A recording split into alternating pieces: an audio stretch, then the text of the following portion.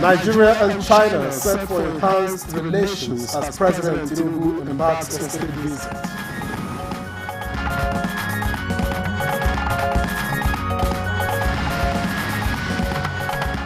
Managers of birth registration in Nigeria join forces to upskill data.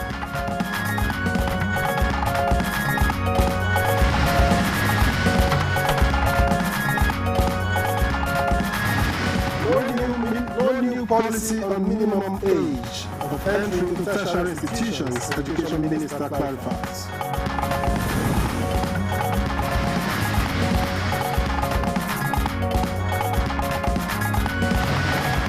And Good Morning Nigeria today, we shall discuss the Mpox outbreak in the country.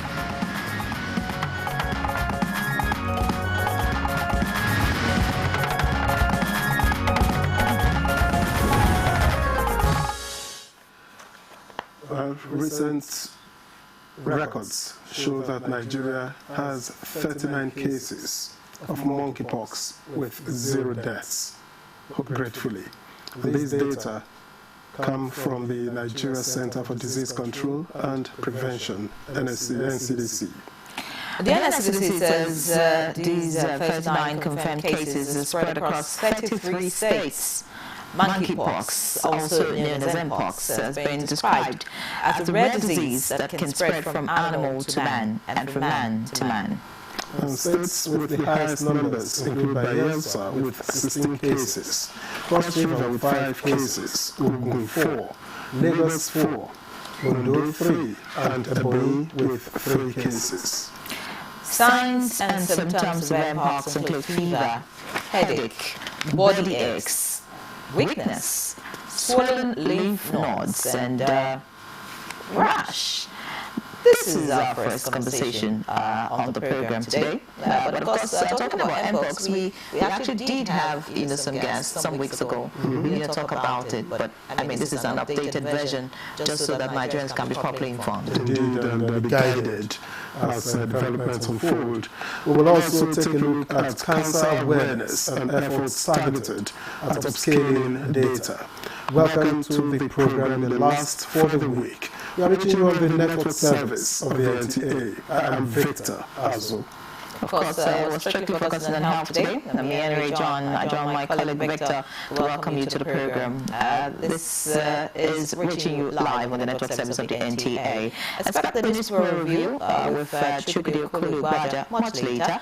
But for now, let's join Musa Abubakar for the morning news. Musa, good morning to you. Good morning, Henry. Good morning, Victor. Here's the news. President Bola Tinubu departed Abuja for Beijing, China on Thursday, August 29th on an official visit. In a statement signed by a special advisor to the President of Media and Publicity, Joey Ngilani, it says President Tinubu will have a brief layover in the United Arab Emirates.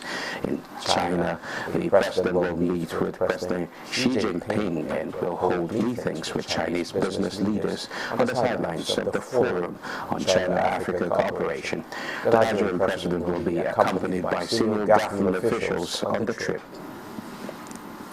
Meanwhile, President Bola Tinubu has urged the newly appointed Brazilian ambassador to Nigeria, Carlos Jose Arias, to prioritize the establishment of direct flights between Nigeria and Brazil. The president made the request while receiving a letter of credence from the Brazilian ambassador. President Tinubu reiterated his discussions with President Lula da Silva of Brazil on the matter in February on the margins of the African Union Summit in Addis Ababa, Ethiopia. The president expressed Nigeria's commitment to working closely with Brazil to strengthen bilateral relations and advance shared priorities, welcoming the country's presidency of the G20 in 2024. In a discussion with President Lula da Silva, there was also agreement to energize the economic development of the two countries, looking forward to continuing collaboration. President Tinubu also received a letter of credence from Ghana's High Commissioner to Nigeria, Vice Admiral Seth Amwama while commending Ghana's active participation in ECOWAS. The President reaffirmed Nigeria's commitment to strengthening relations with its West African ally. Nigeria's First Lady Nta Tinubu has called for a strategic shift in the registration of significant live events such as birth registration for every Nigerian child for them to have a name and nationality recognized under the law. She made the call at the official launch of the Renewed Hope Initiative project to accelerate birth registration at scale in the country. The project, in partnership with the National Population Commission and development partners, aims to mobilize leadership and political commitment from critical stakeholders to ramp up birth registration, leveraging community participation and technology. Of our social security. Our children, the treasure of our nation, should be guaranteed their rights and privileges from the onset. A well-functioning civil registration and vital statistics safeguards these rights and ensures no violation goes unnoticed. The Minister of Education, Professor Tahir Muhammad, says there is no new policy on the minimum age of entry into tertiary institutions, rather a fortification of an existing one. The Minister was speaking during an engagement with leadership of the Congress of Nigerian University Academics. He says the federal government only seeks to sanitize and further strengthen the system, noting that the university system has become polarized with underage students, which sometimes makes the job more tasking for university workers.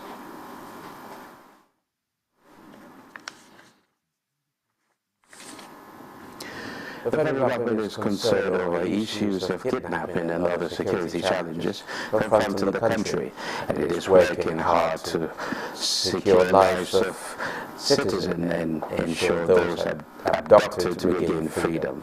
These were words of assurance from the Minister of State, Labour and Employment to leadership of the Nigerian Association of Resident Doctors, while appealing to the doctors to call on the ongoing 7 days warning strike. The minister gave the assurance during an engagement with leaders of the union in Abuja. As the news at this time, Good Morning Nigeria continues with Victor and Henry after the commercial break.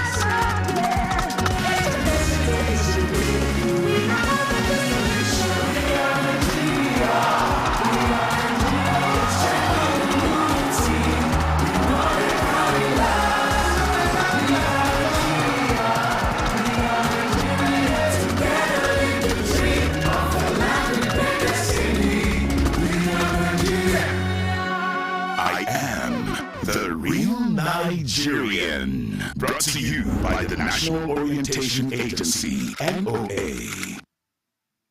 When you hear about the domestic FGN US dollar bond, do you think of a win-win investment or an opportunity to be a part of the nation's development? I see them all. The domestic FGN US dollar bond is low risk, higher returns, and secure. Invest with a minimum of $10,000. Download the form from www.cmo.gov.ng. Complete and submit with your evidence of payments to any of the issuing houses, financial advisors, or receiving banks. The offer is open to Nigerian residents, Nigerians with savings abroad, Nigerian diaspora, and institutional investors. For more information, consult your bankers or financial advisors on how to invest in domestic FGN US dollar bond. Be part of something greater. The domestic FGN US dollar bond. Let's prosper together.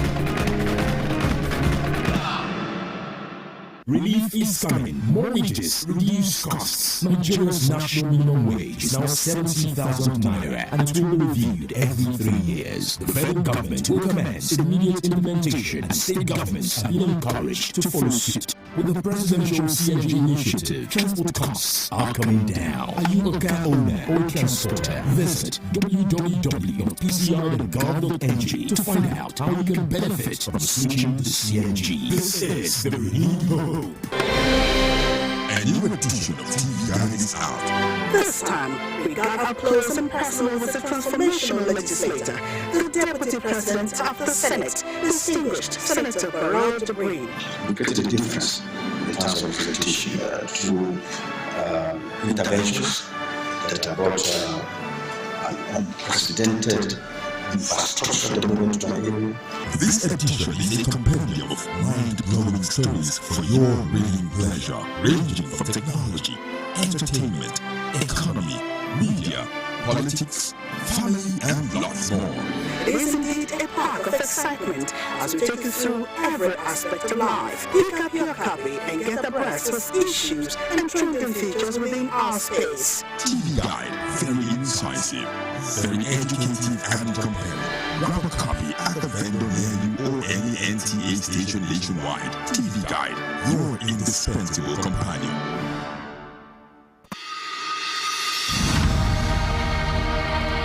Nigeria means a lot to me. And Nigeria means peaceful cohesion. My country.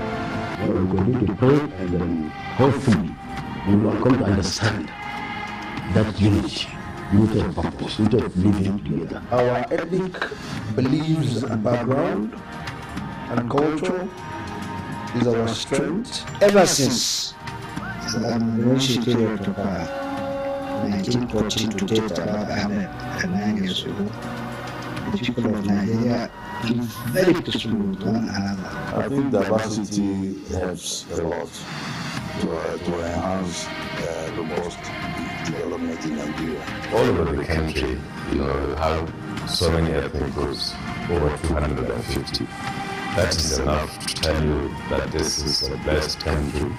And God has kept together as one indivisible entity.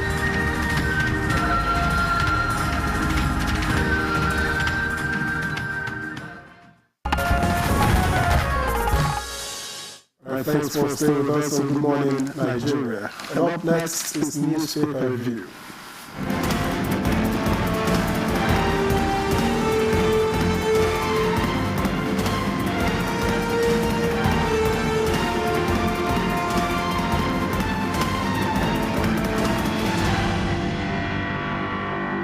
Chukudi Okulubaja with us this morning. Chukudi, good morning to you. Good to see you. Chukudi Okulubaja with us. How are you? Are you woman? More you. How are you, Victor? I'm all right. Good morning, as happy as I can be. The rain is having back on what it missed. It lost, rather.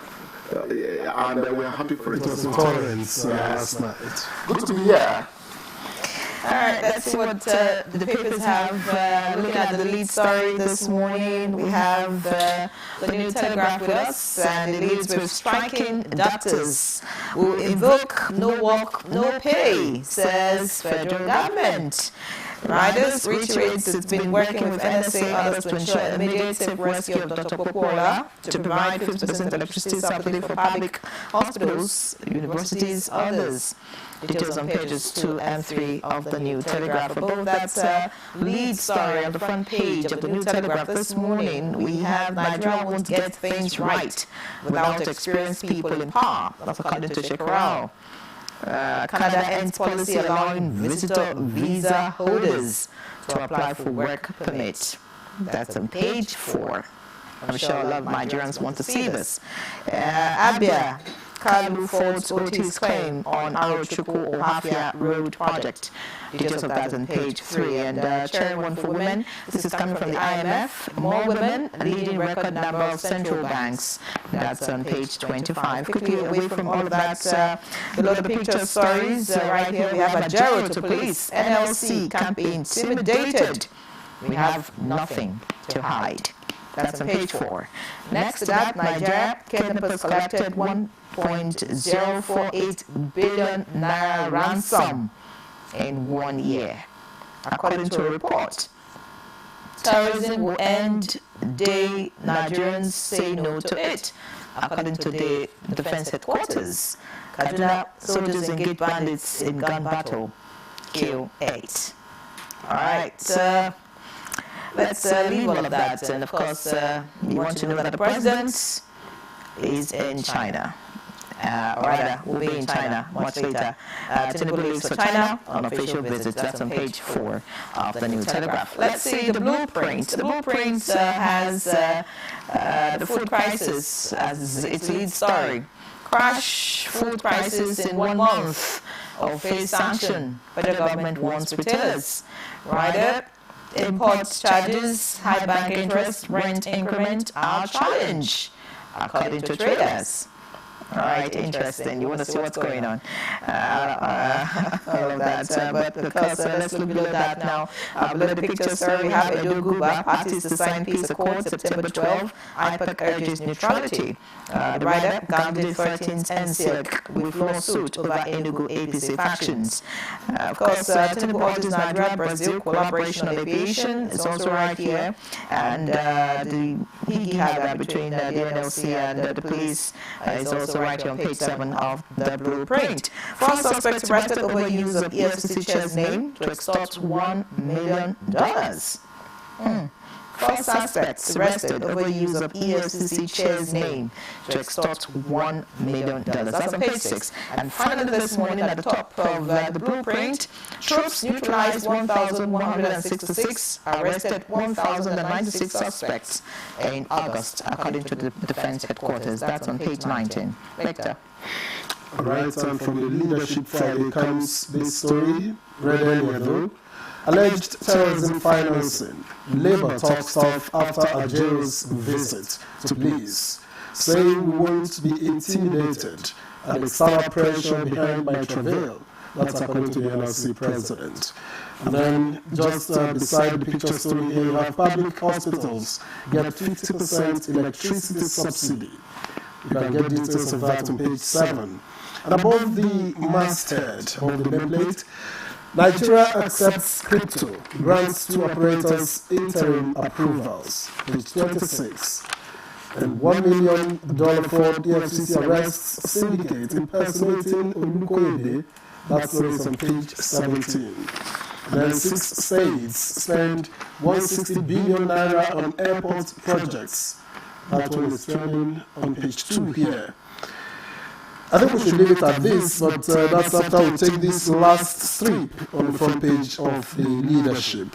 1,166 terrorists killed, 721 hostages rescued in August. That's according to Defense Headquarters, and the story is on page 6. And Sharia Commission invites cleric over gay meeting, page 7. Chukode. Let me start from a positive note. Yeah, lives were lost. But these were criminal lives, people who have been raining terror on their fellow men. So we commend the security forces, 1,166. Yes. That is commendable. The beginning is saying, Mama no go sleep. He himself no go sleep. The child itself will not sleep while he's disturbing his mother. It has to stay awake, isn't it? To get sense.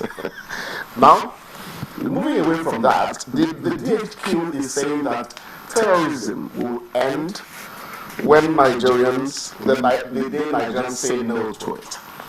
Yes and no. Yes, in the sense that see something, say something has to work for the security forces to work maximally. They can't become ghosts, spirits, to get information to go after those people who are troubling you. Yeah, people could say the reason we're not speaking up is that when we leave, we are their mercy and all that. They still have to find a way. Otherwise, it will become an intractable problem, going on and on and on. No, because at the end of the day, it is not the citizens, the government, to ask how far they have fared in the war on terrorism. It is the security forces. So we have to balance views there. Maybe the argument the DHQ is making is like what people tell you concerning a society that is crime-ridden.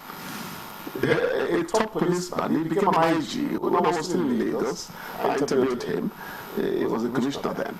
He told me that the society gets the kind of police force it deserves.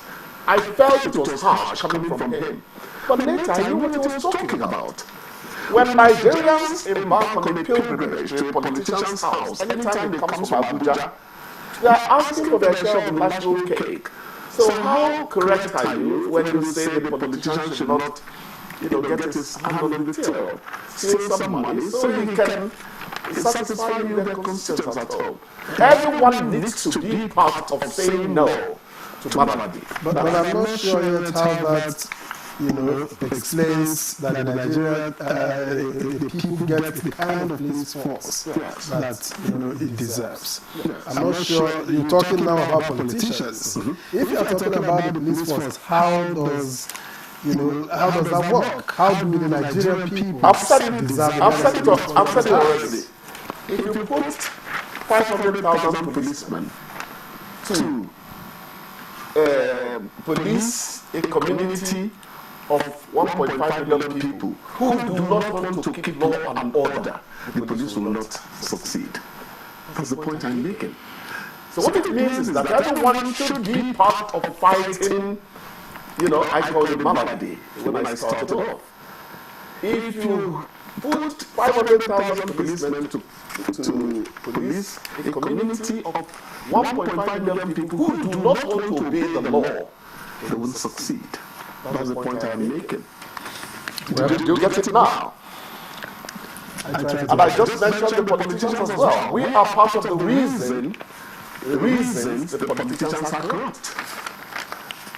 When you point one finger at people, how many point back at you? I am not in any way commending, continuing, continuing disorganized society. But we are saying that when we are really serious, everyone will become, part of the band. I'd like you to explain that. How are we responsible for how corrupt our politicians are? How is that? You were studying for a jam. I'm not yet 18, by the way. I don't qualify. Pause to think. If this comes naturally to you, you're happily mischievous. Yes. We were saying that if we form the habit of expecting a politician to come and lavish money on people anytime they go to their constituents, you're not asking that politician to stay within the pecuniary benefits that are legally given to him. That's the point I'm making. Some of us will tell you we don't go to politicians. Never. Even if you don't go to politicians, the Nigerian politician will be. Are you trying to say that the Nigerian politician does? We can walk into the Nigerian politician does all he or she does because of the people. Let me finish your statement for you. Even if you don't go to politicians will go to you. Must you accept them? Even if you don't accept them, they will still do what they will do. No. This question of this attitude of thinking that only government is wrong is the reason Black Africa does not move forward. I am serious about it. Maybe the reason why people expect their politicians to lavish them with much, because they have so much. Because they know that they have so much. They know that they earn so much. They know that you are reading your Quran or your Bible upside down. We have tried not to make this a religious. Anyway, let's talk about the public hospitals. By the way, if I go home now, nobody's going to ask me for anything because they know my salary is 70,000 and. A politician. Let's look at this. Public hospitals get 50% electricity subsidy. Yes. That is part of reducing the cost of running the hospitals. It is good. I hope that impacts. In case of you and then, you understand. I hope that impacts medication, most of which are now no longer available even on the insurance scheme. Even the essential drugs are not available on insurance anymore. The what do you call it, sugar level, what do you call that? Diabetes drugs, metformin and the rest of them are climbing. That means that those who cannot afford it we have signed a death warrant. And when the guy will go there to say, sorry, oh my God. That's why I said I hope it impacts, the medication, provision of medication. Victor. Almost like it, right? Yeah, thank you so much. Have a great weekend. Yeah, but I want you to smile more. I didn't quite see the ray that I would smile when you bring some of your harvest. I guess harvest. Oh, yeah. You're going to get some. Okay. I made the promise on air. I'm going to deliver it on air. Mr. John. Stay with us. We'll take a break. When we come back, we'll get into the conversation.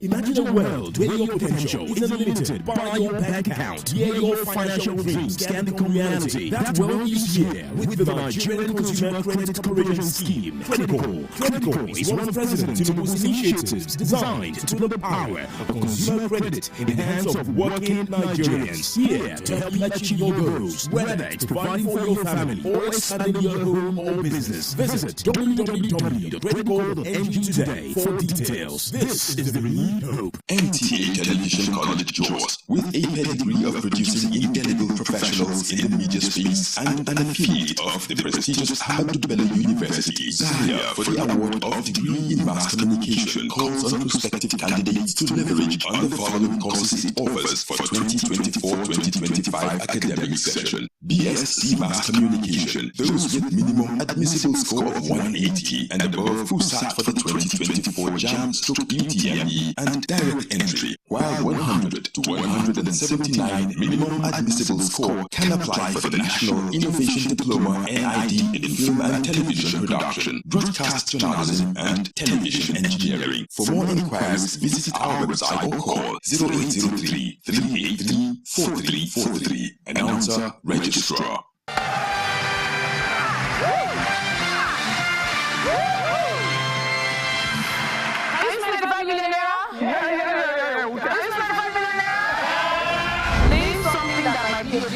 For you in a romantic relationship. Trust. I would say small D. On this side, you can see we are cooking. No pressure. Penalty one. No pressure. Two strikes. No pressure. Name a way most people get over their ex. Sorry. Praying. Sorry, sir.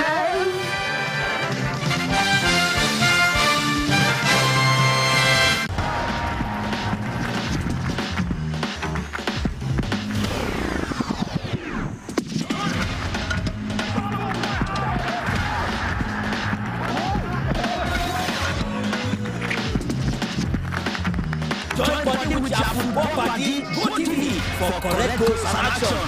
Sharply connect on top GoTV Max with 7,200 naira to Torchlight La Liga, Serie A, Europa, and select Premier League games live on top Super Sport. GoTV, love it.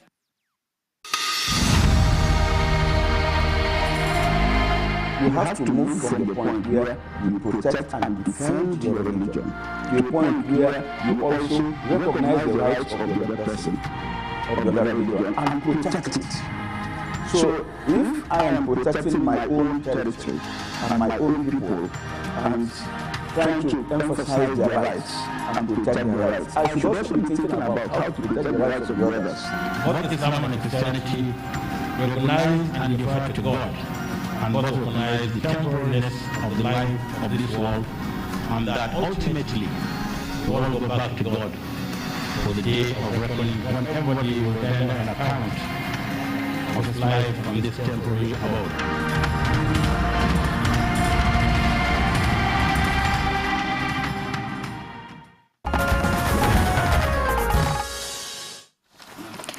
Right, welcome back. It's still Good Morning Nigeria, live on the network service of the NTA. And to kickstart our first conversation this morning, which is on Mpox, the outbreak of Mpox in Nigeria. Let's quickly see this background report put together by our correspondent, Oyeyemi Ajayi. According to the National Center for Disease Control, NCDC, Nigeria has 802 suspected cases of monkeypox, also referred to as Mpox, with 40 confirmed cases and no death yet recorded in 33 states of the Federation. As it is, 30 local government areas of 19 out of the 36 states of the Federation have confirmed cases of the virus. States with the highest number include Bayelsa with 16 cases, Cross River with 5, Ogun and Lagos states have 4 cases each. Ondo and Ebonyi states have 3 cases of the virus.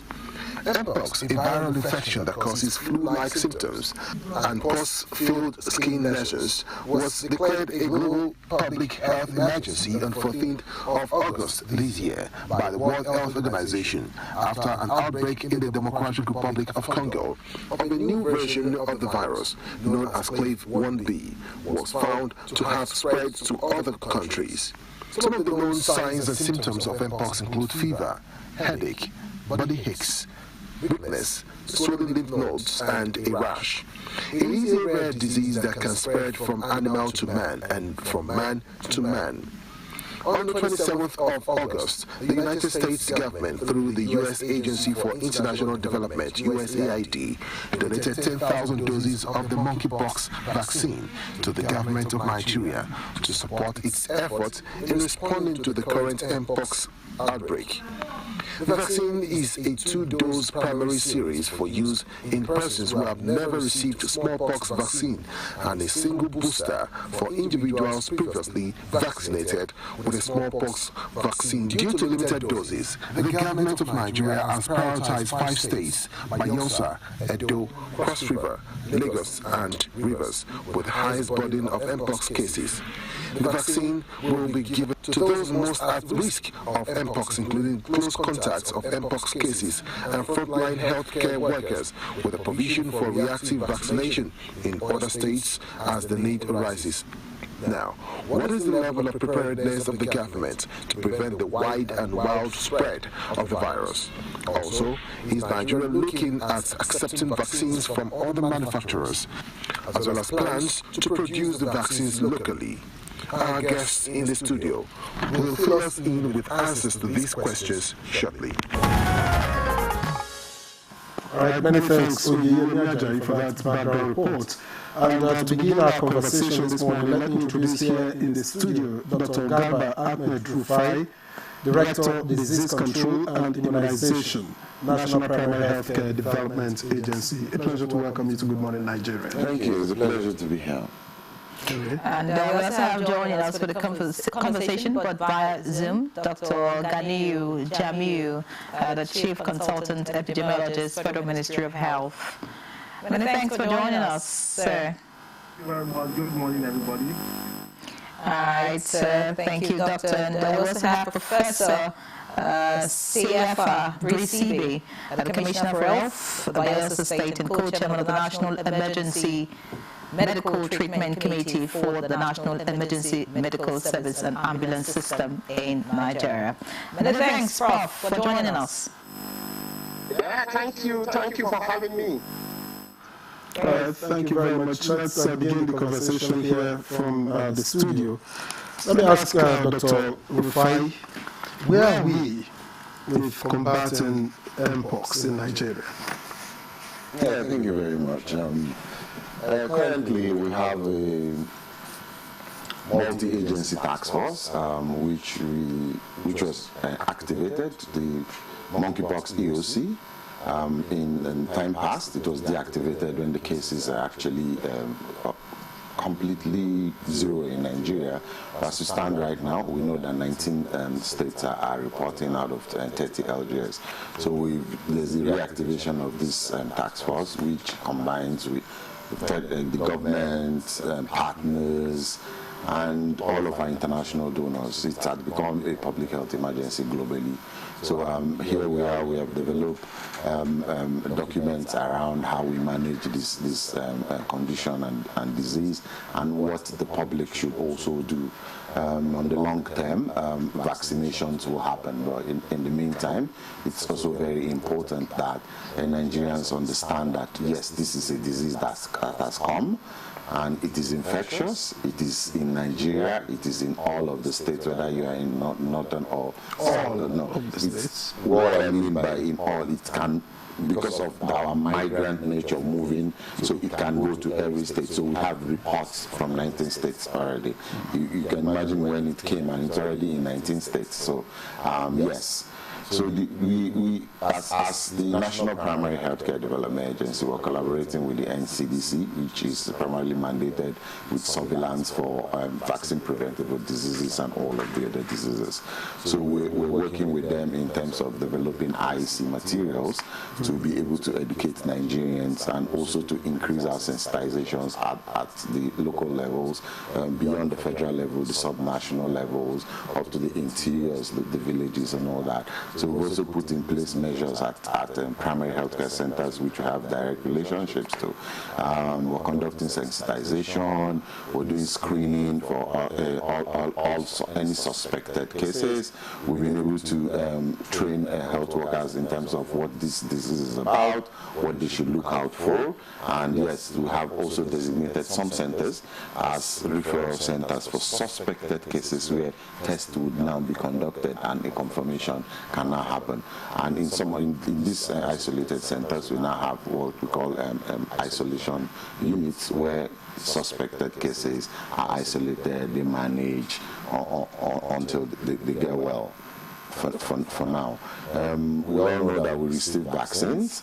For monkeypox. It was a donation from the United States government that happened on the 27th of August.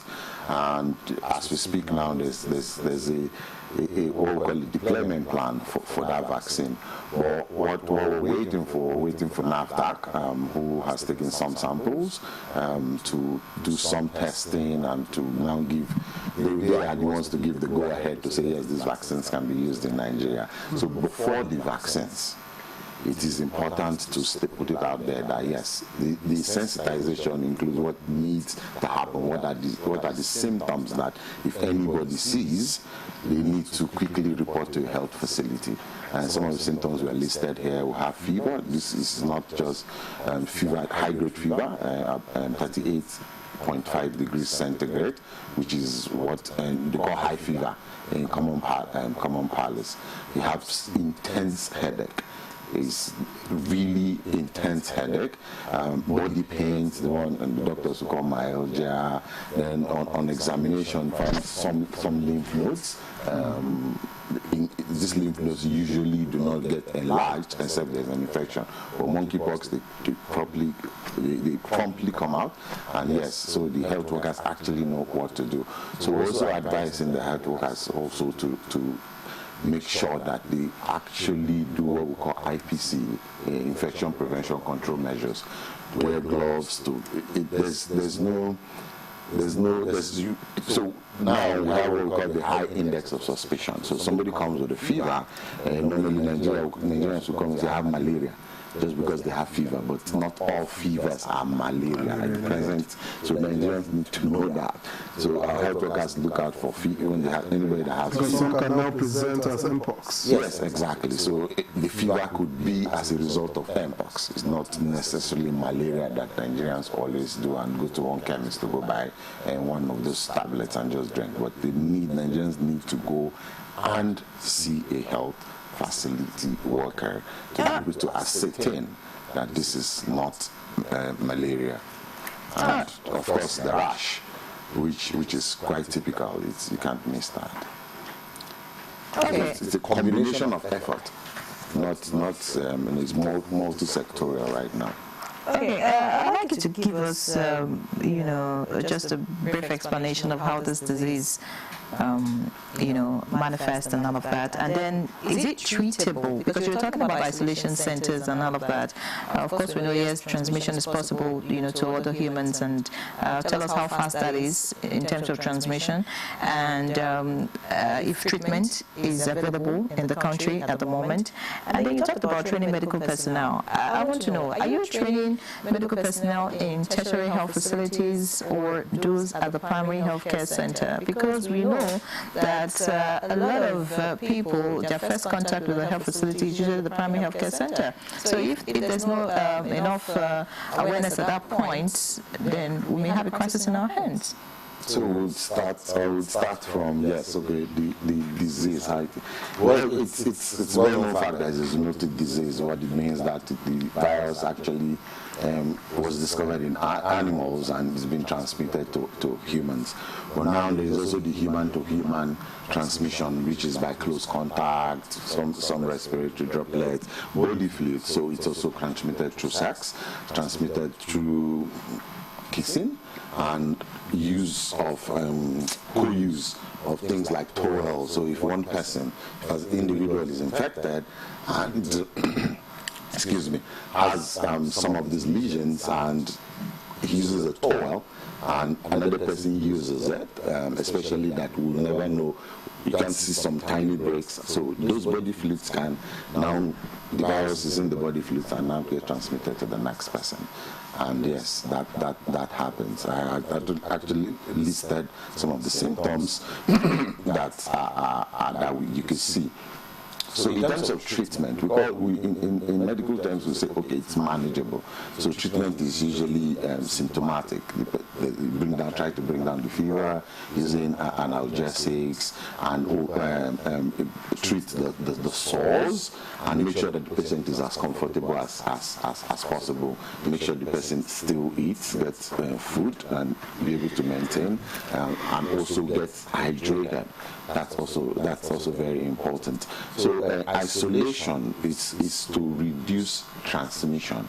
It's not to provide or to promote stigmatization. I need to bring that out because that's a major problem in Nigeria. Somebody has a rash and all of that, people start running around. And those rashes are pretty disfiguring, it looks like, something, this person, the way Nigerians have usually stigmatized all of this. So it's usually better when somebody is a suspected case, before anything happens, it's best that the person is properly examined and test conducted and the person maltreated. Then the person can't be let go when it is confirmed that it is not monkeypox or it has resolved. Yes. And then in terms of your training, so I want to say this, as National Primary Healthcare Development Agency, I think we have the largest footprint in terms of structures beyond the federal level. So we have folks that we work with at the state level. We have also state primary healthcare board who are directly responsible for those primary healthcare centers in those states. So we work with those state structures to also be able to train these health workers. So yes, health workers at the subnational levels, at the primary healthcare centers, know these signs that they need to look out for. So we have aids that are on the wall, so in case you forget, you easily just check once you see a client coming in. And all of the other issues around IPC. So they're also trained on IPC measures to ensure that, yes, first things first, do not say, oh, this is my brother or my sister or my cousin. Please wear hand gloves, wear a face mask when talking to any patient at all. For the period that we're in right now, it's supposed to be a usual practice actually at IPC, at health facility, even at the homes, cleaning of surfaces normally. Just be hygienic. Wash your hands with soap and water. Yes. So that's where we are at. The workers at the health facility are trained. They have job aids to remind them. Then we have also activated structures in terms of surveillance. We built up surveillance to be able to detect from the communities, also from the health facilities. Okay, Dr. Rufai, thank you very much for your opening remarks. Let's get to Professor Bresile, who's joined us from Uyo. Prof, your Commissioner for Health in Bayelsa, in addition, of course, to the national assignment that you have, with the National Emergency Medical Service and Ambulance System. What's the situation specifically in Bayelsa, and how is the healthcare system dealing with it? Yeah, thank you so very much for having me on this platform to talk about this. In Bayelsa, after the early 70s, when Mpox, monkeypox was discovered in Nigeria, the next time it was in 2017 when it became an epidemic level, and the index case was diagnosed in Bayelsa State. So somehow we're used to it. And then the other thing is that we have one of our infectious disease consultants that is at the forefront of doing this. So on the 14th of August, of course, our surveillance system has been a little bit quite okay. So on the 14th of August, when the World Health Organization declared this as public health disease of international concern, what we did was to see that we reactivate our public health emergency operational center. And of course, before then, from January to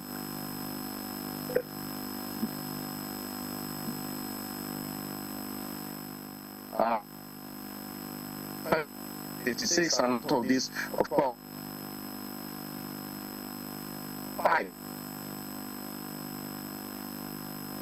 Looks like we have a connection challenge with the Honorable Commissioner for Health, Bayelsa State. When that is rectified or strengthened, we'll definitely get back to him. But let's get to Dr. Ganiyu Jamiu now. I want to find out, Dr. Ganiyu Jamiu, do you think that we should be worried about the clade, if you like, the variants of Mpox that we have with us? First and foremost, tell us the clade that is present in Nigeria, how it behaves, how fast it's likely going to spread, and what are the factors, that could aid, this virus from infecting more people and, of course, spreading to more states. Do you think the weather condition is a factor away from, personal hygiene, which, Dr. Graba has already mentioned? Just let us know, all about the clade that is present in Nigeria at the moment. Thank you very much. Whenever there is a new variant of a known viral infection, it usually causes worry, especially for the major stakeholder after 2017 and up to 2020. So based on our experience, we think we're really prepared for this. It's just that based on epidemiological findings, it has proven that the current variant YE, the new variant class 1A also is said to be more common among men who sleep with men, and I want to believe that with that we are more. That shouldn't be a concern for us, because we've had a lot of programs that actually take care of such category of people, and I want to believe that with the supply of this vaccine, it will go a long way in ensuring that those category of people and other high-risk groups benefited from the vaccine after the approval from NAFDA. So I think, and again, looking at our surveillance systems, robust enough to be able to, capture the whatever cases that may be coming up. Looking at the community-based surveillance, looking at the facility-based surveillance, the case-based and the indicator-based, which I think they are very strong enough, which are came into the IDS, and that is the integrated disease surveillance and response strategy that we have actually, implementing in the. I think we are more prepared, and one of the key things we did was the one of the another step taken was the using using the All right. I think we're having a little jam at that end between the Zoom guests, but let's come back to the studio here where Dr. Rufai is still seated. At least there will be nothing like a jam connecting with you. But talking about the vaccine, which Dr. Jamiu had talked about before we went off him, how much of it do we have, and is it likely to achieve the results that we expect it to achieve, beginning with the numbers? Yeah, well, we'll start with the numbers that we have. So we had a donation of 10,000, around figure, and some of that needed to go to NAFDAC for testing. So we have less than the 10,000, a little less than. So we had to give like 20 of those doses. So we have currently 9,990. Almost 10,000. So yes, that's what we have in country right now. And for that, we're not going to go all out to, at least currently, all out to do what we call mass vaccination for everybody. That will not be enough considering our population. So based on the epidemiology and what the disease trend shows us, so those states that are mostly affected are the states, the Bayelsas, the Cross Rivers, the Ogun, the Lagos, and all of that. Why are those states more affected?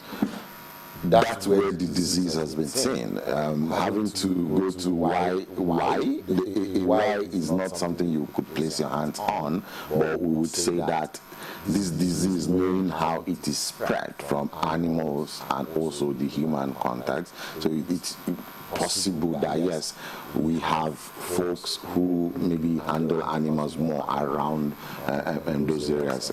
They actually found from rodents, it was actually saying, yes, it's monkeypox that was seen in the 50s, but however, the host for this virus is like a squirrel. That was what was found. But there's this interaction between animals within forest and all that. So yes, for folks who actually deal with animals, mostly that's where it is higher in terms of transmission. And you heard all of the other things around sexual behaviors, multiple sex partners, and all of that. So yes, so that comes to play also in terms of the transmission.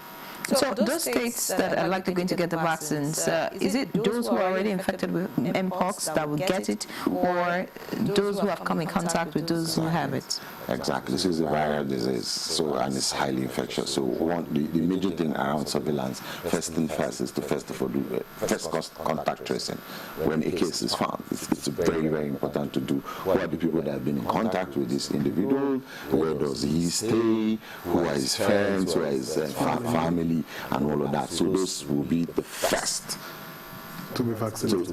To get vaccinated, so priority is given to them. Also, our health workers that are our first line of defense in case of any of these diseases. Also, it's also important. So part of the plan is to also vaccinate health workers and also contact on we do what we call ring vaccination, because we have very limited quantities for now for around that individual, families, close contacts, and all of that. But how safe are these vaccines? Away from the testing that NAFDAC is trying to do, because there's this conspiracy theory about vaccines and Africans reducing population, using vaccines and all of that. This particular Mpox vaccine, looking at the source and how fast it's here and all of that. I mean, what's your reading of it, and what would you want to tell Nigerians? I want to tell Nigerians to stop listening to non-professionals, to stop listening to mischief makers. So let me put, before this vaccine, before the disease was declared as a global health concern, we had already made plans for these vaccines to come to Nigeria. It's not like, because it was now declared that's where the vaccines come. No, we need to get that clear. We are already stockpiling this vaccine because we from the trend of disease, of spread of disease, we're already seeing that monkeypox was in countries that were close by. And we know that these diseases, they don't make phone calls before they come to you. They just cross over. It's just one person that moves. You remember the Ebola issue. It was just one man and it became a really big issue. So yes, there is no conspiracy to it. And I keep saying this, we've started this conspiracy theory in Nigeria from 2003. For the polio case, it was a really big case. I said it was going to cause infertility and all that. Where did that happen? In Kano. I'll ask the people of Kano. The children that took the vaccine in 2003. How many children do they have now? Exactly. We know how populated Kano is. I used to work in Kano. There are places you go to, you need to park your car because the children everywhere. So if this thing, if vaccines actually cause infertility, then I think we should go check what's happening in Kano. There's nothing like that. It doesn't happen. We know vaccines work. The science proves it. Smallpox has been eradicated because we use vaccine. It is clear. Okay. But the numbers we have, just to make it clear, given your analysis, doesn't quite scratch the surface. By the time you deploy some for those on first line duty, you trace this and trace that, you probably have the whole 10,000 vanished. Exactly. But that is not the end. But why are we not getting more though? Why are we unable to access? Why are we not getting more? We're making plans to get more. African CDC is supporting us to get more vaccines as we speak right now. Will the vaccines be free? Definitely, from the federal government, yes, vaccines are free. All right, it's important to get that clear. Let's get back to Professor CF Brisibe. I'm sure you're back with us and you can hear us loud and clear. Prof, before the disconnection, you were trying to tell us what Bayelsa State is doing, and listening to Dr. Rufai, Bayelsa State has quite a number of cases of monkeypox. So tell us, what is going on in Bayelsa at the moment, and what's the government planning to do? Yeah, okay, thank you for having me back. So presently we have 106 suspected cases in total, and out of that we've gotten 6 of them tested positive. So what we are doing is that we've reactivated the emergency public health emergency operation center. We have upscaled our surveillance, and also we've also procured PPEs, and then also medical essential medical commodities for treatment. We've also tried to see that our isolation center is functioning. But all this, we are doing it on 3 basic fundamentals, and that we believe that first, the first fundamental is that we want to stop people getting infected by engaging in advocacy to change behavior, to see people have what it takes, wash your hands, don't eat uncooked meat, and then of course because so we are doing that on that front. The second fundamental is that even when somebody has it, we must mitigate transmission, person-to-person transmission.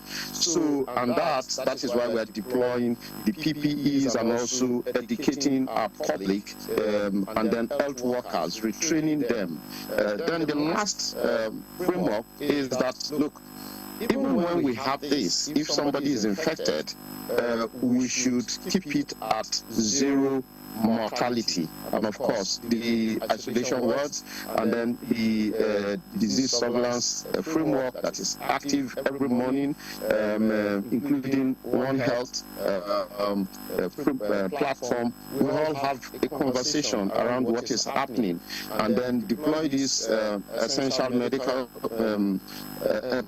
commodities to all our centers. And luckily for us presently, in all this, we are able to have the fact that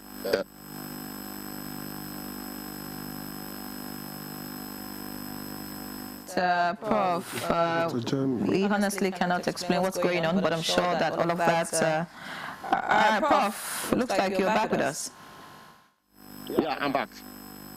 Okay, so sorry for, So those are some of the things we are doing. And we are also grateful for the fact that presently we have vaccines distributed by the U.S. government, and we are also prioritized as one of the states that is going to have that. So we will also engage in that training and also advocate, because of course all of us understand the conspiracy theory around vaccines. So we need to advocate to our public, and then even the health workers, the frontline health workers, that we are going to prioritize in having these vaccines. That look, this vaccine is safe and it's not going to cause any problem. And of course, the government has been very, very supportive, because in all this, we've been able to mobilize funds to do what we're doing. If you get to Bayelsa now, the local jingles we have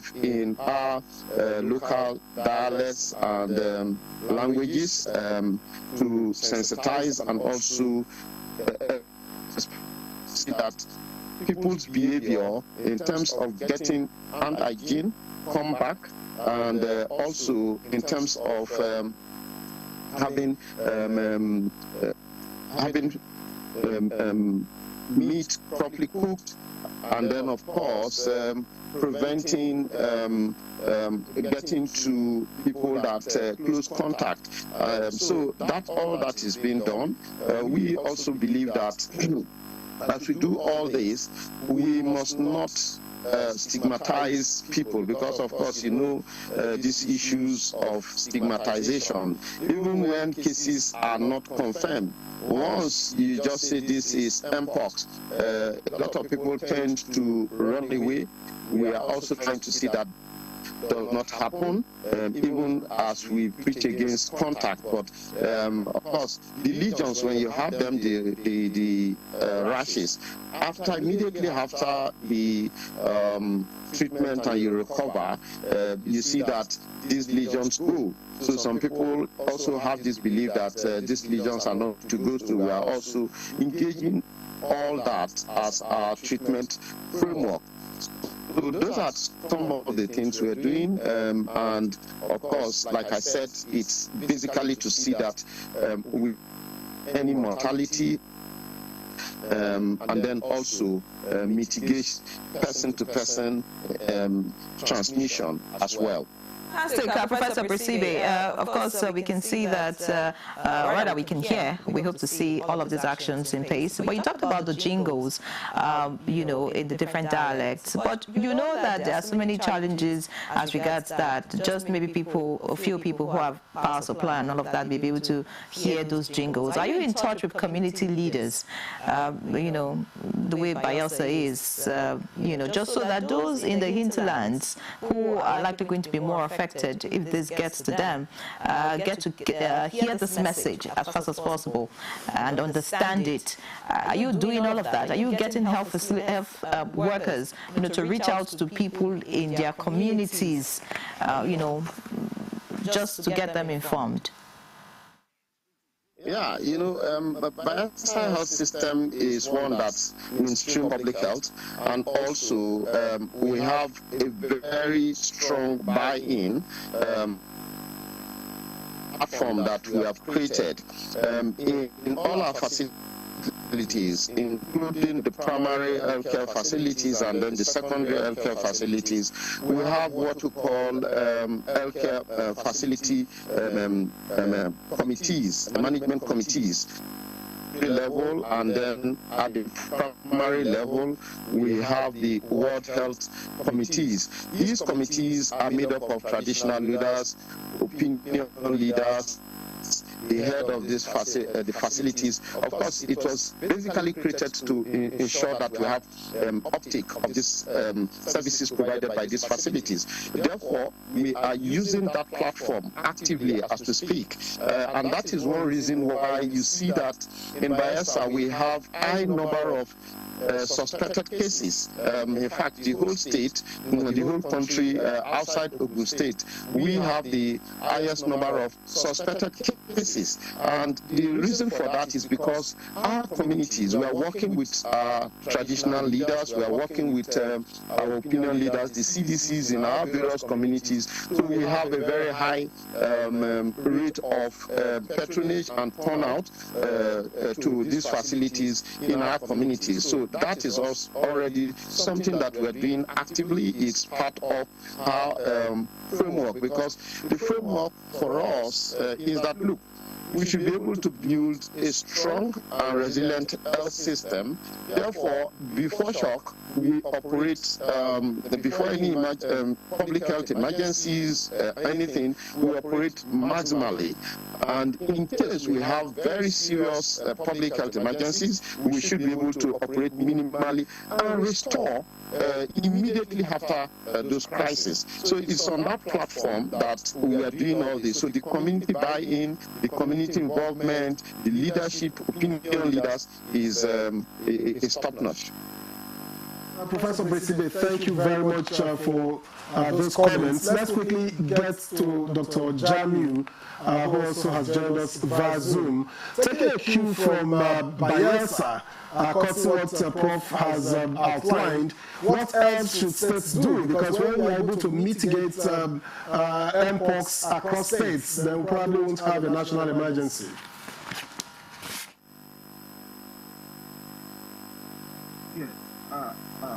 I'm not hearing you, please. Can you just repeat it again?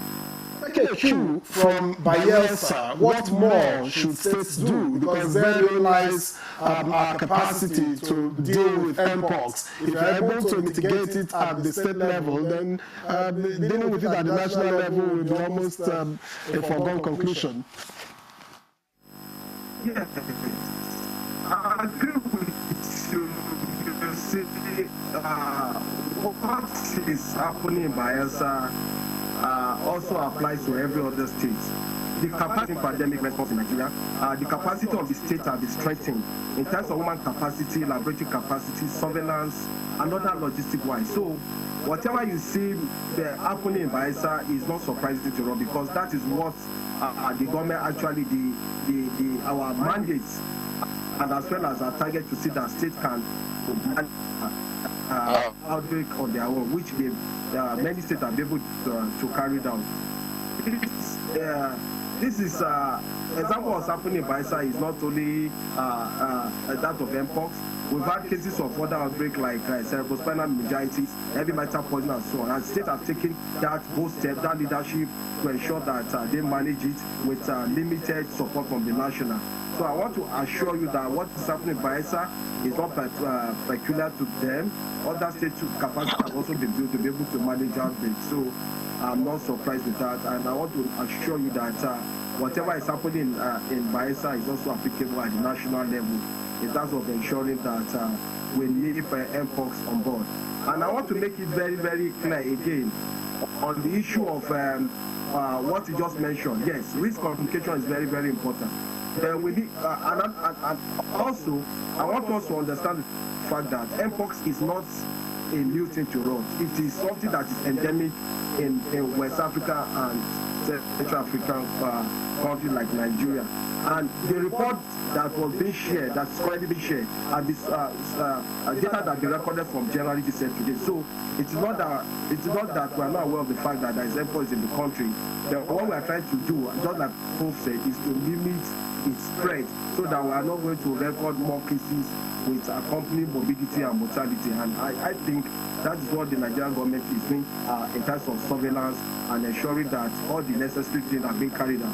Then I want to make it again clear that there is, if in severe cases there is availability of antivirals that can be administered to any severe cases to manage that, apart from vaccination.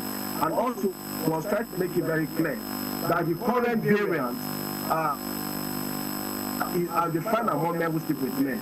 And that is why we need to prioritize the category of people that will benefit from the vaccine. And one of those areas is those men who sleep with men. And I want to tell us, I came from the HIV angle before I became the current consultant epidemiologist. So we've been working in line with those program area that actually take care of those categories. That is the key population. And I think they will also benefit quite well as regards to that. Even the first case that was recorded in Bayelsa was in 2017. At the end of the day, we found that it was somebody that actually was involved in high-risk sexual behavior and so on. So I think we also need to critically look at those categories of people if actually want to reduce transmission.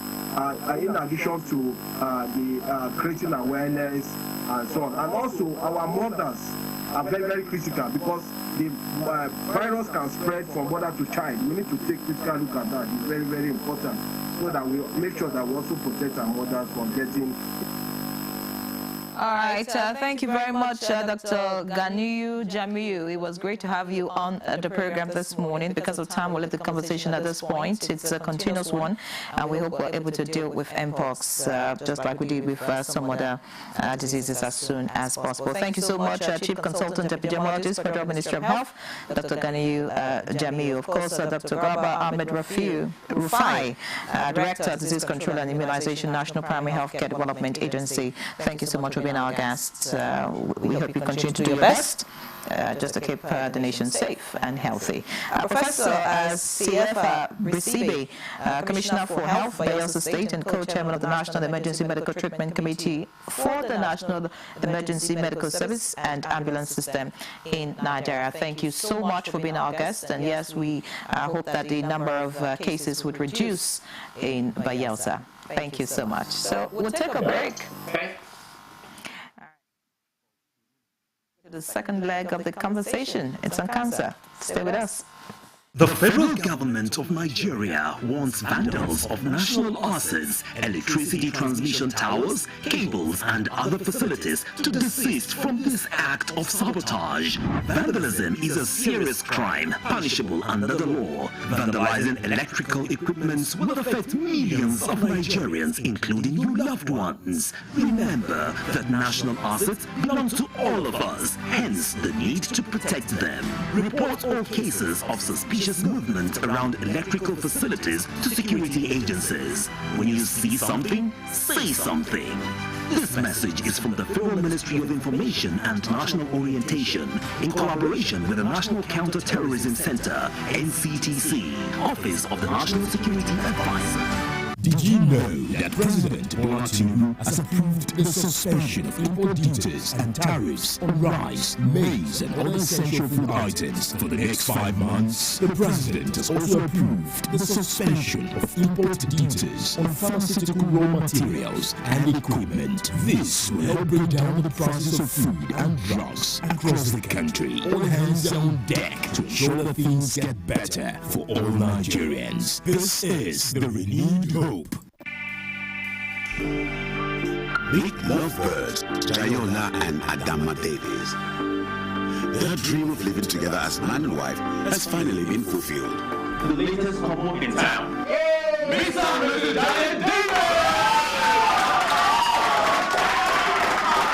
But an invasion by their troublesome families was not a scenario they bargained for. Our mother moves in. His mother shows up with his little niece. Then our younger sister joins the scramble. You want to stay? Married life suddenly becomes very complicated even before it started. Follow the story on this channel as they confront every challenge as it comes. Family forever, the story of our lives.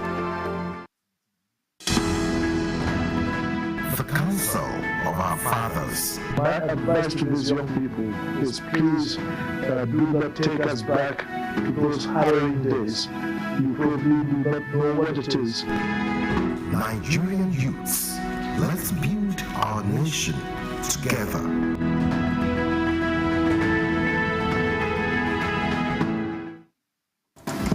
We, the people of this nation, where every citizen is given is due right, there is transparency, honesty, and integrity. Put the interests of this country first and foremost. The interests of Nigeria is being one nation, one people. We need, if I mean, to put things right, things that have gone wrong before, to try and put right. For the love of country.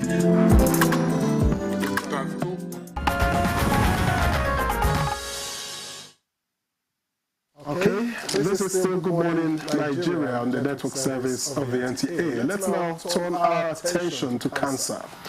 Now, the cancer burden on Nigeria is quite, huge, and the disease, accounts for 13% of all deaths in the country. Actually, about 15% or about now. That's actually true, Victor. And the most common types of cancer in Nigeria are breast, cervical, prostate, liver, and colorectal cancers. Well, cancer incidence and mortality rates are increasing in the country due to the growing population, aging, urbanization, changes in lifestyle and diet, as well as limited access to screening and early detection. Cancer is a difficult disease, so don't blame me. I find it difficult to call that. Now, data on cancer has been a major challenge in Nigeria due to inadequate cancer registration and data collection systems, limited availability of reliable and up-to-date cancer data, of course, in so many areas of concern, as well as underreporting of cancer cases and deaths. And, of course, you want to talk about the lack of standardized cancer data collection tools and protocols. It's a whole mix. So as Nigeria grapples with the rising cancer burden, access to accurate and timely data remains a significant challenge. Inadequate records and lack of awareness have hindered effective diagnosis, treatment and policy making. But it is important to mention that the World Health Organization offers cancer data and statistics for Nigeria, while the Nigerian Ministry of Health publishes occasional reports on cancer data and initiatives. Key statistics on cancer in Nigeria estimate that in 2020, 115,000 new cancer cases were reported annually, with an estimated 70,000 cancer-related deaths annually in the same year. Now, cancer incidence rate indicates that about 120.2 per 100,000 population in the year 2020, and cancer mortality rate of 90.7 per 100,000 population in the same 2020. And one thing to note is that data may vary depending on the source and year. We'll examine the role of technology, advocacy and policy in enhancing cancer awareness and care. Join us. We have joining us to speak on this, Professor. We're supposed to have the DG of NICRAT, but due to some other pressing issues, he's unavailable. But we have with us Professor Musa Ali Gombe, the Director of Clinical Services, NICRAT. Many thanks for joining us. Good morning, viewers. I have also been joined via Zoom from Bauchi by Professor Sani Malami, Director of Cancer Surveillance and Monitoring of NICRAT. Thank you for joining us. Good morning. Well, let's begin from here in the studio. Professor Ali Gombe, where are we? We do know that most people who, it's almost like a death sentence. When you hear that someone has cancer, people begin to say, yeah, because it leads oftentimes, to one end, death. No matter how hard, no matter how much you have, by the way. But where are we, and how can we begin to ensure early detection so that more people can survive cancer? Okay, thank you.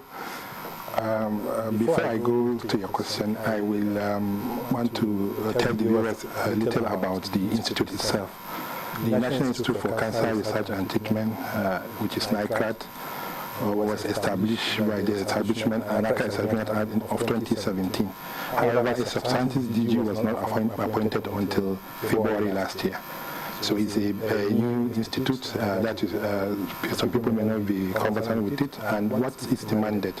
The mandate is the NICAT is majorly created to take leadership in cancer prevention, diagnosis, treatment, and control in general. It also has the mandate to liaise with anybody in the cancer space in Nigeria to coordinate and also execute the implementation of cancer projects in the country. In short, the vision of the institute is to take leadership in not only Nigeria but also in Africa at large. So cancer is not a death sentence, actually. However, for most cancers, one needs to present early. That is why screening is very important. Early detection saves lives because cancers are in stages, stage 1, 2, 3, and 4 in most cases. So stage 1 and 2 are called early cancers, while stage 3 and 4 are called late cancers.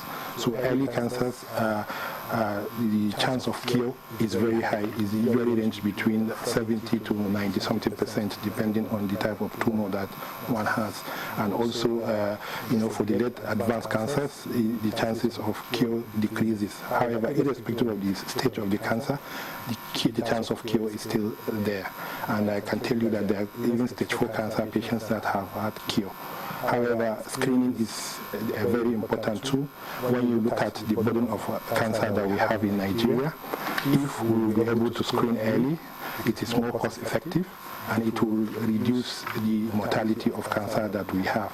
So what is the Institute doing? The Institute has a dedicated department, which is the Department of Cancer Prevention and Control, which is under the responsibility of screening and early detection of cancers. The Institute has gone ahead to design and plan some screening programs for the country. We have observed that, one, there is need for advocacy. So people need to know what is cancer and demystify the myths, that people have about cancer, and also take advocacy to other stakeholders in the cancer space. And another factor is collaboration. You need to collaborate both locally and internationally for you to succeed in cancer screening and cancer control in general. The other aspect also is in terms of what do you do for screening. Currently, there is no comprehensive national screening guidelines and comprehensive national screening programs in the country. So we are already developing a national screening guideline, most especially for the common cancers, breast, cervical cancer, and prostate, and then cancers of the children, childhood cancers or pediatric cancers. And also, we have identified that there is need to do a two-pronged approach to the cancer screening in the country. Based on the tertiary institutions that do treatment of cancers across the country, which are at least, you have at least one in each geographical zone, that can be made to be the hub for cancer screening at the tertiary level. Meanwhile, we have also designed a mobile clinic, which we are trying to launch for screening into the population, whereby you can go to the community and screen based on some criteria. Probably you may decide to choose maybe the market days, for instance. So the mobile clinic is a van that will be equipped with the screening tools and equipments that are required for screening the commonest cancers like breast, cervix, and prostate. That goes into the community, screen, and then returns the sample back into the laboratory. But another dimension to it also is the personnel, that we require for the screening. Apart from the supportive staff, the specialists that will interpret those screening results, such as the radiologists and also the pathologists, are actually very few in the country. And so we also thought that deploying artificial intelligence to as a component of the screening can also assist in reducing the burden for those few pathologists that we have, radiologists in the country, because that will AI can be used actually to select which patient goes for review by the doctor and then which patient does not require review. The other aspect is also to take the screening at the primary care health level. So there is also need to screen, to train the primary care staff in terms of detection of early symptoms and signs of these common cancers so that they can navigate the patient appropriately to where the patient can receive treatment. All right. Many thanks, Professor Gombe, for your opening remarks. Quite detailed. Shows that NICRAT is doing a lot. But let's get to Professor Malami, Director Cancer Surveillance and Monitoring at NICRAT. Prof, I want you to take off from where Professor Malami stopped and tell us about the challenges around cancer in the country at the moment. We want to know, is it the lack of personnel, like Professor Gombe had mentioned, or is it the lack of infrastructure, to deal with it, or is it an issue of culture, people wanting to run away from saying, oh, well, I can't have cancer, and, not wanting to present themselves to medical personnel and all of that for screening and treatment. Just let us know, why are the numbers rising and the factors responsible? Thank you very much for that question. My colleague has given a very good background as to the cancer problem in Nigeria. Specifically to respond to your question, cancer is a multi-dimensional challenge in Nigeria in the sense that it continues to rise. Our approach as a nation, as various communities, as professionals, have clearly been ineffective in this, over the past decade. We've seen a steady rise in the number of cancers in Nigeria, and which is unfortunate in the sense because, of course, we have a very weak health system. We have limitations in terms of resources in Nigeria, which Professor Gombe has mentioned, personnel, equipment, the whole gamut. So, talking about cancer, one has to approach it from this perspective. We are in Nigeria, we know our limitations. So, what can we do? We know for a fact that about 30% of these cancers can be prevented by just adopting lifestyle changes, avoiding certain exposures and the like. About 30% can be prevented by detecting them early and treating. And then the other 30% are amenable to various forms of treatment. So it's not, as my colleague has said, it's not a death sentence as many people assume. And this is the information we need to get out there. Let people know that cancer can be controlled, and there are various steps being taken by government and other partners to see that this control. But we need the cooperation of the society itself. We need to marshal our resources to consolidate what we are doing in very many ways. So talking about cancer as a disease, most people assume that cancer is a disease like probably like typhoid. Say this is typhoid is caused by so and so. And this is not the way cancer is. Cancer itself is a whole range of many diseases. Cancer that affects for instance, the breast is very, very different from the cancer that affects the brain, affects the bone. In terms of the position, in terms of how it manifests, in terms of the effect it's going to have on the individual in terms of the ways to approach it and treat it. And so the investment has to be, in order to approach, to treat it, the investment has to be a targeted kind of one, a knowledge-based. There is a lot of things that come into that picture before we're able to approach cancer. So one of the, just where we are lagging behind as a nation is in terms of data, which is the subject of our discussion today. We don't know for a fact what we are treating. We don't know how many cancers, we don't know who is being affected, we don't know where people have been affected, we don't know how they are being treated, we don't know how they are responding to this. So apart from the fact that we have a serious problem, a problem of equipment, a problem of personnel, the right skill sets, the right infrastructure for the treatment, we also unfortunately do not know, we do not have that data.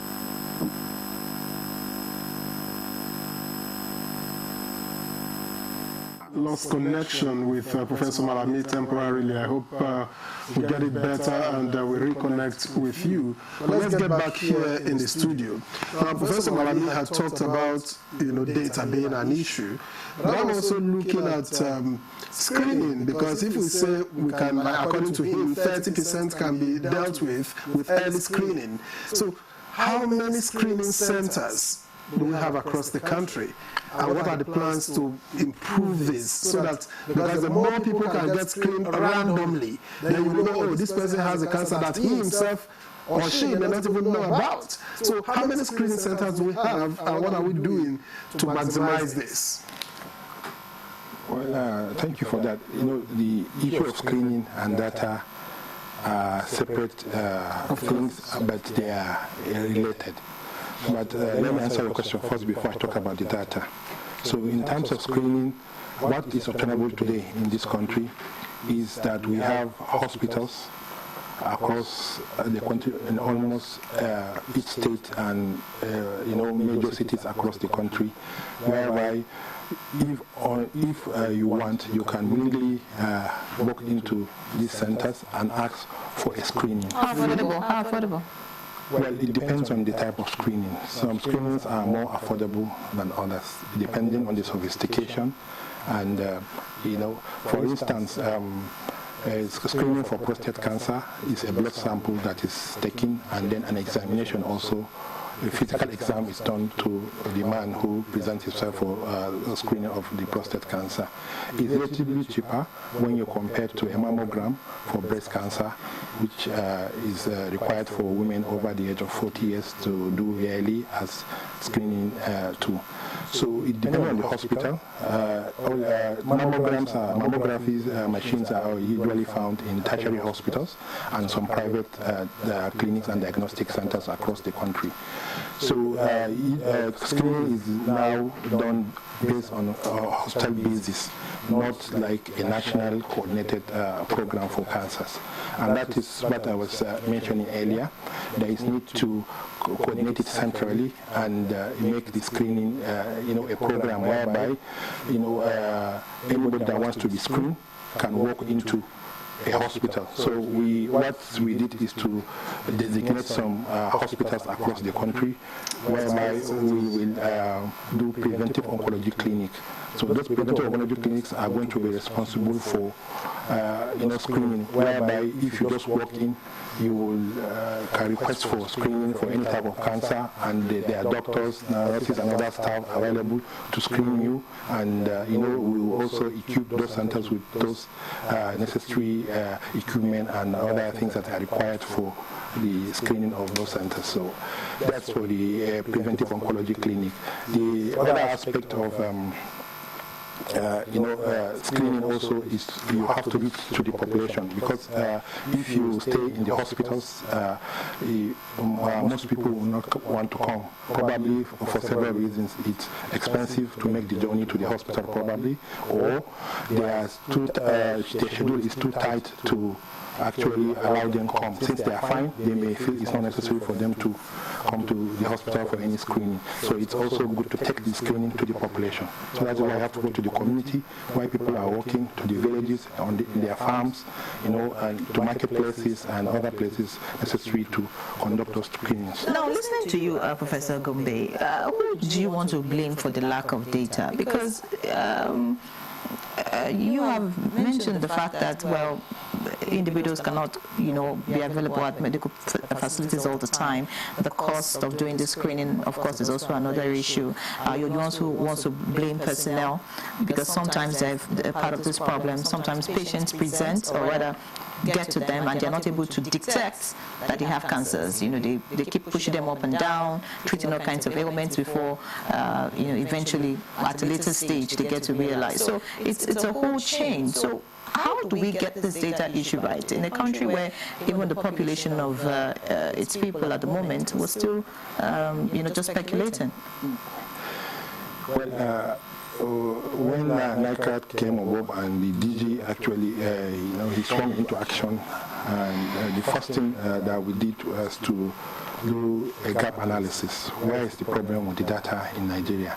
So we identified some very important factors. One is the issue of ownership by government. The cancer data needs to be owned by government. In the past, what happens is that some individuals have made very good attempts to get grants to support those cancer registration in Nigeria.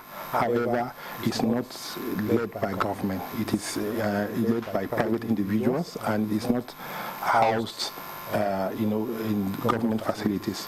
So what we did was to make the headquarters, we dedicated a section of the headquarters of the National Institute for Cancer Research and Treatment as the National System of Cancer Registry headquarters, whereby all cancer registration data will be pulled to that National System of Cancer Registries at the headquarters. This has already been launched about 3 months ago in NICRAT. And also we identified that the number of population-based cancer registries that we have. Cancer registries can basically be population-based or hospital-based. So most of the data that we are getting from the country right now is gotten from hospital-based cancer registries. The only record those patients that come to the hospital and are diagnosed with cancer. They are not going to the population. We have about 13 population-based cancer registries across the country. So these population-based cancer registries are supposed to be equipped to go into the population and take cancer data from all patients that are diagnosed with cancer. So that's we have identified, and currently we have started equipping those population-based cancer registries to make them stronger so that they can have all the facilities necessary to do that. The other thing is also about the training of the personnel. We have also identified that a large number of parents are not well trained there is a system, there is a software, there is a coding system, and the way you also fill in those informations is standard. So there is need to also train those people. So what we did was to do a national population based cancer registry workshop, whereby we invited very important and personalities from across the world who are renowned in cancer registry data. Notably is the head of surveillance of IRC, that is International Agency for Research on Cancer, Freddie Bray, and also Professor Max Donald Parkin of the African Cancer Registry Network, who is very popularly known as the main person behind most of the cancer registration across the world. So they came to the cancer registration workshop in Nigeria, whereby they now step down some of this training to the directors and other staff of registries. We invited them to Abuja, where we had that workshop. And at the end of the workshop, another thing that we also identified is that people are reluctant to report cancer data. So there is also need for regulation to allow reporting, to make the reporting of data compulsory in the population, cancer data, because I may be in my clinic and I diagnose cancer. If there is no regulation, I don't owe anybody a duty to actually report this information that I have diagnosed this cancer patient in my clinic. So the Honorable Minister of State for Health, at the end of that cancer registry workshop, launched the cancer registry data regulation and also declare cancer a notifiable disease. So it is now compulsory in Nigeria when you diagnose cancer to report it. So that will also improve the cancer data. The other aspect that we also identify is in terms of infrastructure. Of course, if you want to do a population-based cancer registry, apart from computers, space for the staff in the hospitals whereby the registry can reside, there's also need to have mobility, cars or any other means of transportation for them to go into the community. Somebody has to pay for all those things. So these are things that we are trying to bring so that these people can be able to go reach out into the community and get those information for us, which can now be centralized into the cancer registry data. Another problem that you identify, which cannot be solved at an accurate level, is the issue of population the census, because what is currently available, if you look at the recent data that was released by Globacom, it's actually they use the 4 population-based cancer registries in Nigeria, and then they now do an estimate. But that estimate will have to depend on the population that you have. Since we don't have a recent population data, it becomes difficult to have an accurate estimate that you want to do. So that we have started advocating and reaching out to the players in the population space to also move so that we can have a national census that can also help in having more accurate estimates for the cancer data in the country. All right, thank you very much, Professor Ali Gombe. Let's get back to Professor Sani Malami, who I understand is back well connected. Professor Malami, I was just wondering, while your colleague spoke with us, to what extent do you deploy technology in your operations and to what effect? Yeah, thank you for that question. Nigeria, in fact, the world has moved on from the days of manual registration. Now people are able to record data on cancer precisely, accurately, and also in a very effective way, and they're able to disseminate this kind of information in real time. For instance, part of the initiatives by NICRAT now is that we have a database which can be accessed at any point from anywhere in the world. So technology is playing a great role in the evolution of cancer registration. Now in other countries, and we're hoping to reach there soon, people are able to report using their Android phones. They're able to report from very remote locations. They're able to collect data from in very vast countries like India, where they have hundreds of cancer registries, and these cancer registries collect information from thousands, literally millions of clinics and hospitals. And this is done, of course, not manually, it's electronically. We have a software, which is an open source software called the Carriage software, which is the software that has been developed by the World Health Organization, WHO, and it is compatible with most devices, Androids and other iPhones and the like, and it's compatible it can be used offline and online, and it's such a robust software, and now it is being deployed across Nigeria. We previously had the earlier version, the Carriage 4. We moved on, now it's the Carriage 5.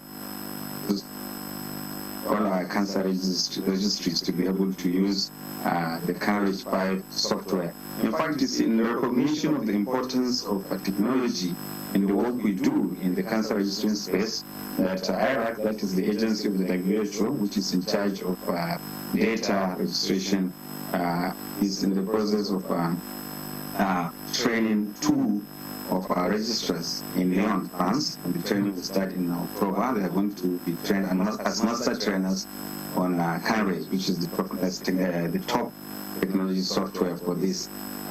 In addition to that, we are looking beyond what we are doing.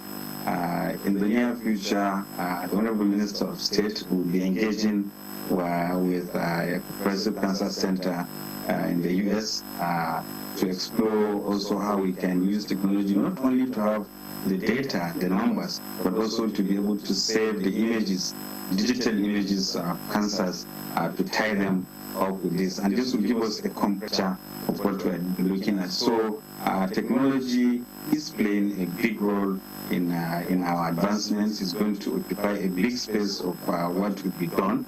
And technology is in fact going to dictate how the evolution of cancer registration is going to be now and in the near future.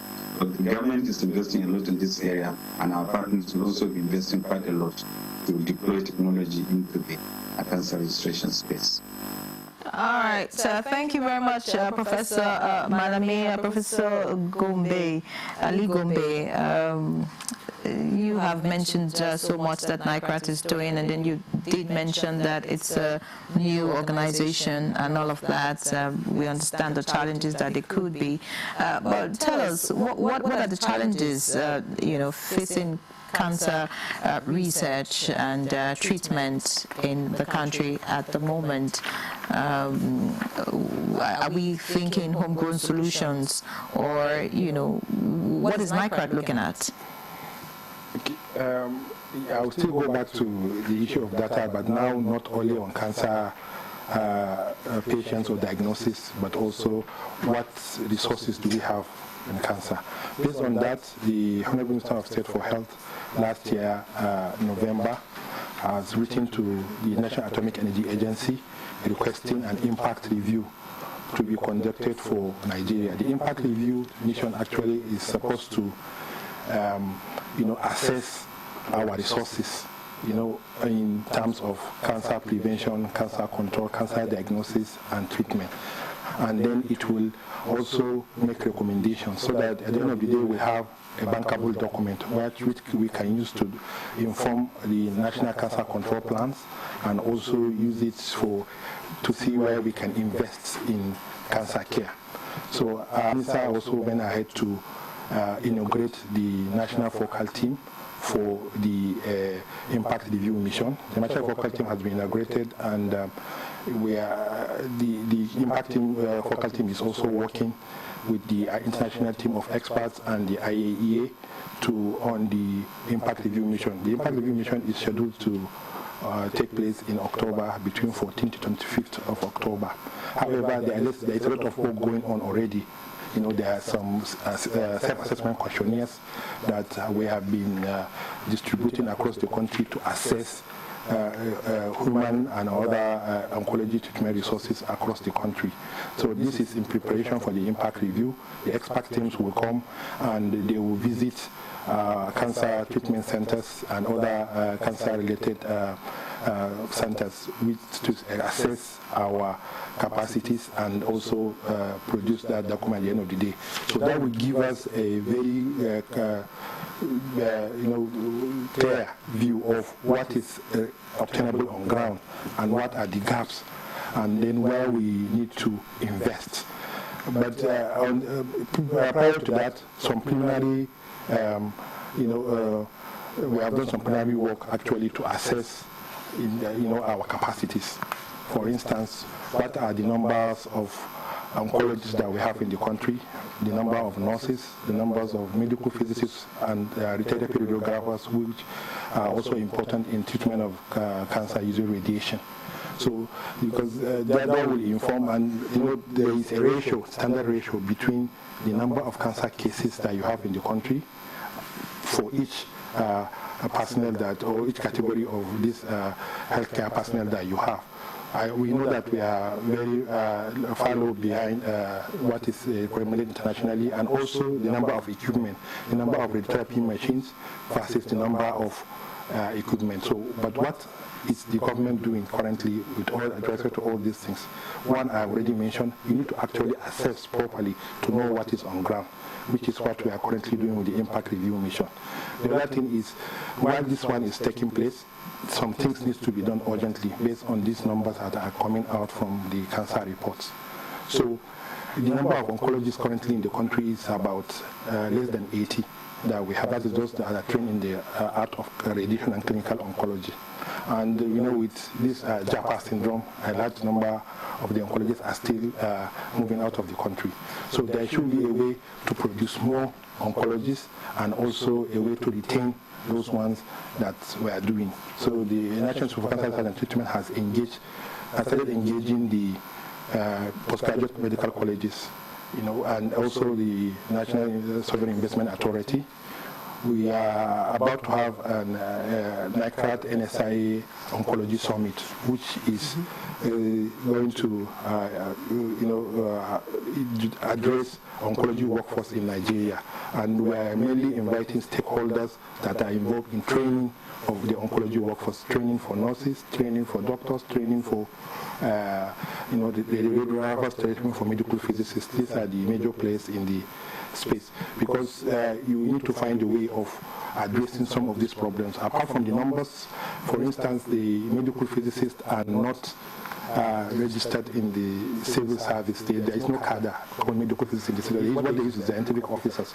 So there is need to also have a medical physics cadre and a career pathway. The cancer registrars don't have a career pathway. So these are some of the things that we also need to address. Is that why they're exiting the country? Not necessarily. There are several reasons why people exit this country, and I believe, for personal reasons or for maybe some personal gain. In your own view, what would be the way to retain some of these oncologists? Well, we will have to first look at why they are exiting the country. It may be the remuneration why they are exiting the country. So we need to actually find a way of compensating the oncologists. You can imagine you have less than 80 oncologists that will attend to almost 130,000 cancer cases. The ratio is very high. They are overburdened. There was a study that was done by one of the oncologists to assess burnout syndrome in oncologists across the country. The reports of that finding was that all oncologists in Nigeria have burnout. All right. So, but this applies also to other fields of medicine. And the solution, if the solution becomes that more people leave, it only intensifies the burden. Yes, so there is need to have some incentives for those working in the oncology space so as to retain them in the country. And also, oncology work also entails probably going to some of these remote places, because there is need for some people to go and do screening and other things. So there is also need to put things in place that will retain those people even at the remote. Not all the oncologists that we assessed, even the less than 80 are in the urban areas. None is in the rural area. So another thing that also needs to be done actually is to sub-specialization. The surgeons need to also sub-specialize in oncology. Also the gynecologists also need to. Because we are running out of time, I hear you loud and clear, and I'm sure that those who are in position to deal with it are also listening, that sub-specialization in oncology is very important. We have just a couple of minutes, and I hope we can get Professor Malami to give us his closing remarks, and perhaps you want to look at how where you see cancer data collection, research, awareness, and treatment in the next, say, 2 years. Yeah, thank you. We are privileged to work with the minister and the team currently, which is highly focused, taking all the right places. Dr. Tunji Alasa has been an extraordinary force behind our success. And from October last year, when the National Cancer Control Plan was launched today, which is about a year, we have covered a phenomenal distance, to be sincere. We see ourselves in the next 5 years, which is our target. The 2027 would be the end of the 5-year plan. We see ourselves able to celebrate certain milestones. For instance, we are hoping that with the initiatives on cervical cancer, as you are aware, the minister has just constituted a committee headed by a very distinguished Nigerian, Professor Adiole, to lead the national effort to control cervical cancer.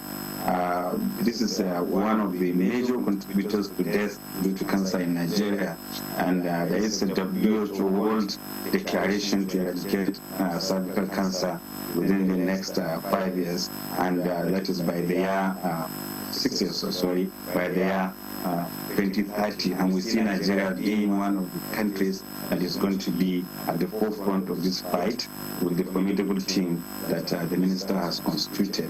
Not only that, we see an awareness strategy where the country will be creating a lot of momentum, creating passing the right messages, and this will transform the whole landscape in the sense that more resources will be mobilized, more resources will be deployed into cancer control in the near future, and this will make all the difference. We think. All right, of course, we're looking out for all the difference being made, you know, by all those involved in this fight. Thank you so much, Professor Sani Malami, for joining us for the conversation. Director, Cancer Surveillance and Monitoring at NICRAT. We do sincerely appreciate you for your thoughts and insight on the program this morning. All right, of course, Professor Musa Ali Gombe, Director of Clinical Services, NICRAT. It was a pleasure to have you on the program. Thank you for having me. All right, so, and we hope to celebrate your successes with you in the next 5 years, like Professor Malami said. All right, so that's good morning, Nigeria, this Friday. Take care of your health, very important. I'm Henry John. All right, I'm Victor Azo. Thank God it's Friday.